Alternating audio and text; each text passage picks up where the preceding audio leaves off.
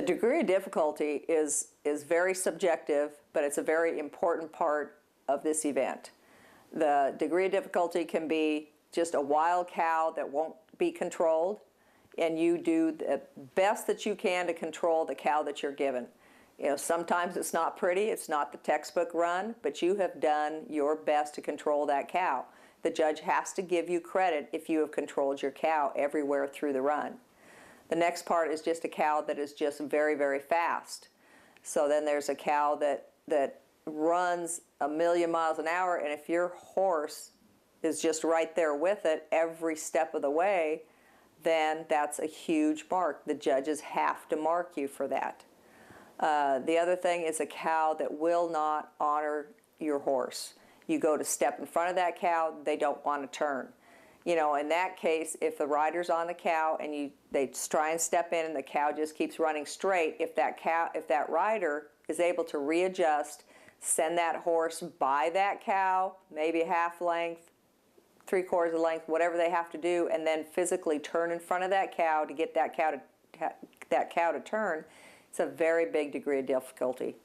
Turning a cow off of the fence can be a high degree of difficulty. It also can look really ugly. So you need to be really careful about when you use that turn off the fence. The goal for the fence horse is to keep that cow on the fence for the turns when possible. You know, the older experienced riders can darn sure turn one off the fence, and I want all my horses to be able to turn one off the fence, but most of the turns should be on the fence because that proves how much you are controlling the cow. That is the goal, is to get those turns on the fence when possible. Degree of difficulty does not mean that the rider is just running over the back end of the cow, over the side of the cow. That does not get you points. That takes away points. You know, you need to be in control. Controlled speed should never look wild. It should never look out of control.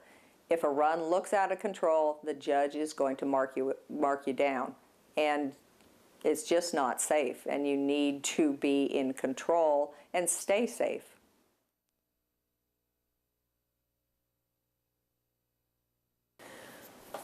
This run here is going to show what to do when things don't go according to the way you would like it. And it's not going to be the highest run we see, but it's going to be a really good, really controlled run, and the best you can do with a cow that is uncooperative. Sometimes you have to have your horse broke enough so that you can control any kind of cow, and when things don't go right, you need to be able to do what this rider does, is go to plan B. You know, he's right there with that cow, he's encouraging that cow to go down the fence, doesn't happen. So he gets wide, gets back up there. He knows he wants to get there before that marker, and he gets that cow turned. Now that cow was not honoring his horse, but the rider went up and made that cow honor his horse on both ends. You know, fence turns off of the fence, huge degree of difficulty. It's not going to be a very hugely marked run, but it's going to be an above average run because the degree of difficulty is so hard, so high, and because that this rider makes the right choices.